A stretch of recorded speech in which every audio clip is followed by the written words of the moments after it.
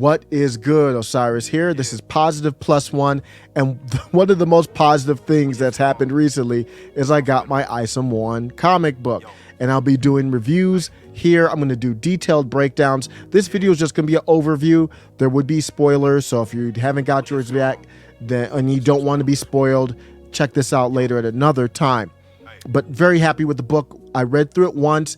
I read it through with my kids, so it was like piece by piece, and I had to explain to them. So it was disjointed. I got to read it again through myself, maybe even take a little bit of notes because I'm going to do videos on it and break it down. I have so much respect for Eric July. I'm going to be honest with you. If you want someone who's going to attack Eric July or even be like nitpicky on little things, I'm probably not going to be the one. I have too much respect for the blood, sweat, and tears that went into this. And I have no criticism of it. None. Maybe that will come. It takes me a while to absorb things, but after reading the whole book, I am extremely happy about it. Here's a question I got on Twitter from James Castle in response to me just sharing, hey, I got the book. This was at the point I only read a quarter of it through. James Castle says, to me, can you point to a specific thing about the characters or story that is unique or original? Now, I'm not a comic book head. I really know more about comics from taking them out from the library in the 90s and watching classics like on TV, the classic Justice League, classic Batman, X-Men, the animated series, that kind of stuff. This comic book, this first version of Isom 1, this is the original cover right here. This is the building block of a universe. So as far as unique or original, I'm not really looking at it like that. So I guess you could say, hey, I don't see anything unique or original, but I'm not looking at it like that. Here's what I'm looking at. Is it enjoyable? What am I getting out of it? So let me tell you what we liked the most. There was some great fight scenes. The fight scene that we liked the most was early on in the book where Isom Avery gets thrown out of I think it's Darren's office or his club. He gets thrown out, and literally, so this big Except is these people with special powers, throw him out of the club. And who does he get thrown into? Like literally into the air. He gets tossed. And who does he bump into? Yaira. And then who proceeds to wreck him? Yaira. And my kids were laughing at it and thought it was cool. It was a great transition from the fight scene to the club, because at the end of the panel or the end of the page, you're like, oh, he got thrown out. What's going to be the next story? But nope, he got thrown right into Yaira. I didn't see that coming. And they went right into the Yaira fight scene with Yaira. Looked really cool. I think some things I like here, Isom kind of reminds me of myself, to be honest with you. Here's why. I always have to find a balance in life of when do I step up and kind of stand up for myself in a way that might be uncomfortable for others or myself when you feel like you're being disrespected. I tend to avoid confrontation, I don't want to have fights or anything like that. Isom early in the book is looking for his sister's friend, and he's at the club, and Darren is the guy, the classic guy who kind of got his money through some dirt, maybe through some smart business moves along with that dirt, like a Jay-Z type who came up and kind of flipped that money, is what the impression I get is, and is rich and powerful, and now looks down upon someone who doesn't do, and not that Jay-Z does, but Darren looks down on others, at least Avery, for not doing it, even hinting at one point basically like he should be in the back washing dishes. And Avery's nice the whole time. This is a guy with superpowers, and he's not using them. He's being disrespected, even to the point where he finally tries to fight when they jump him. He's not proactive in that way. And you could say that that's a admirable trait, or it's a weakness. All superheroes, I talk with my sons, they're young, 3 and 6. All people, everyone has weaknesses and strengths. The Darren Isom kind of contrast is excellent. Really like that. There were a lot of characters introduced. This book here was, to me, about introducing the characters and developing one main dude or two. We had some development with Darren, but this whole universe is going to revolve, it looks like, around Isom. It's Isom 1. And his character development was excellent. That's what this book is about, in my opinion. It's about introducing just like a little dab of Alpha Core and Yaira and all these other people. There's no development on Yaira. No substantial, no development on Altona, really. We know that she has a daughter now, but and only because the daughter came out to see Isom. This is a Isom character development book. And when you look at it from that aspect, it is excellent. Love how they broke that down. I told you about him being a little passive. So he's a superhero with superpowers who will use them only if he needs to, is what we're getting from this first book.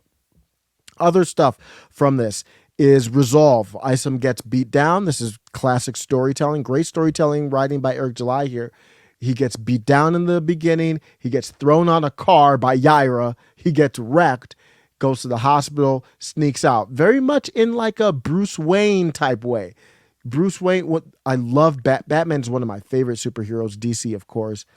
And I love the resolve. Like he can get beat up. So this isn't like Superman, which I like. And I like that it's not like Superman. Superman is so powerful. It's almost like who no one can really beat up Superman except for a few characters and Kryptonite. So this dude has superpowers, but he is fallible. He's not perfect. He has honor and integrity. At the end of the story, I don't know if we got the name of the person who runs this underground lab. It looks like that might help with these XEPs or something to that effect, but looks like that's the person that made his costume. And the guy says, I remember you, Isom, because you gave me back something I lent to you. So showing Isom is a man of integrity and that he's flawed, as I said, at the same time. Obligation to family. He's in this whole predicament because his sister asked him to come and he didn't have to come. So he obviously feels like an obligation to that. Another area where Isom is flawed, in one of the pages, he is going into this club that's owned by the bad guy, you could say, Darren, and he doesn't have a plan. And he says something to the effect of, I think I wrote it down. He said something to the effect of, when you plan, prep for the absolute worst. And when you don't have a plan, make it up along the way. And that was him. Even before that, he said, I know this is ill-advised, but this has always been me. So I kind of felt that too, because I want to plan. I'm a big planner, but I procrastinate. I fail to plan at times. And you could see that it's an unusual trait to me with somebody that's kind of reserved like Avery Isom is. We're left with a lot of cliffhangers and questions. It's all about Isom, and my son asked my wife, because my wife came to me. My son didn't even ask me first. I wasn't around. My son asked my wife. She hasn't read the book. She didn't know anything, so she came to me. My son asked her, how did Isom get his superpowers? And I'm like, son, you might have to wait for that next edition. So just giving you a little taste of how I feel about the book. That's not an in-depth review or anything like that, but I'm very happy with it. Shout out to the whole Rippaverse team. Love it. And I didn't get my posters yet because I ordered them later. So I'm going to get another book that's going to stay wrapped, and then 2 posters, the Isom and the Yaira. I'm still debating if I should have got the cards, but I think I should have, because it probably has some information about the superpowers, which my kids would have liked. If you got the cards, let me know what you got on them, in the comments if you got the book. What do you think? Early thoughts. Nothing deep right now, or if you want to, you can. Let me know. Take care. I don't get writer's block, I just write them out. I'm crisp like a Sprite when it's hot. This and you might just get dropped. Like it or not, I'm a likable guy, I'm psyching them out. I was fighting in lots while you were just cycling thoughts. You a dyke in the box, so now listen. The way you pitching, you gon' need more than a mound visit. You sound timid and I don't kick it with round midgets. That hound misses, I found this is the way losers acting around misfits. Pound for pound, I'm the listing. You can bounce and get dismissed, clown, get this. Couldn't walk a mile wearing my Fitbit. Competition is non-existent, and you ain't worth the honorable mention. It hurts cause you don't wanna listen. Certainly I'm on a mission. Bone picking lame cats with face tats that I can't tell the difference in. Splitting images, depicting sentiments and lifestyles they never lived within. These cats are children men, depending on ill wills and pills again. Tell me I don't wanna sell, because it's on my own terms. W or L, whether I succeed or fail. No plan to see you in hell. He can tell, stick around or he can bail. It don't matter to me cause I'ma eat as well. You can get yours in, it's important. I'ma get mine, not interdependent, cause wealth is not a fixed pie. Meaning you blaming your lack of success on another while you sit and do nothing is for losers and suckers, my brother. Man, just sitting here thinking, if I could just like rap like that every single track, I thoroughly enjoy rap a lot more than what I do now. It seems like so many cats really have downgraded in terms of rhyme schemes and lyricism, but let's get back into it.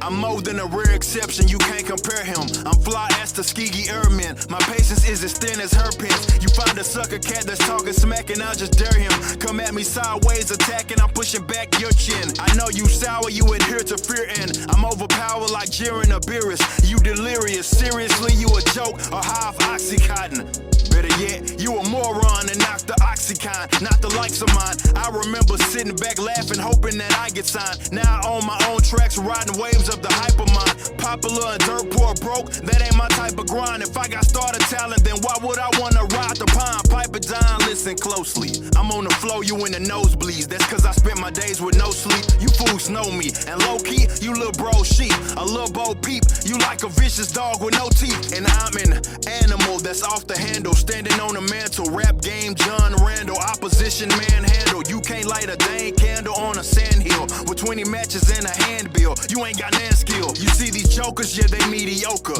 Don't get your hopes up. A contradiction like an old pup. I'm pulling cards like Ilyasova from deep playing Minnesota. Indeed, I'm a Timberwolf, and you just a mini crook. Won't let you off any hook. And plenty rooks thinking that they can get me shook. But on top of the scoring title, I'm locking up like Michael, the Jordan, and beforehand, I had the floor plan and the door hand, so they adore him.